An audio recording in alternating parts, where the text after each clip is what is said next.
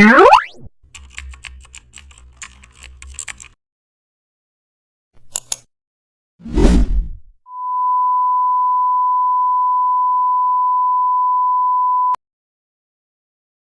back to the channel. Don't forget to like, share and subscribe for more updates.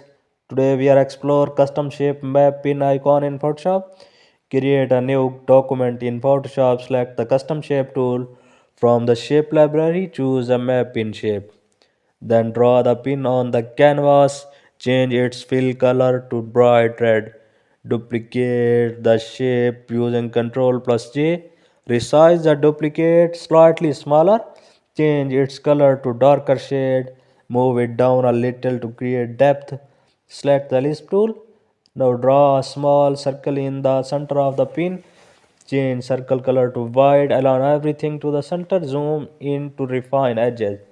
Add subtle shadows if needed. Map pin looks clean. Custom shape icon ready.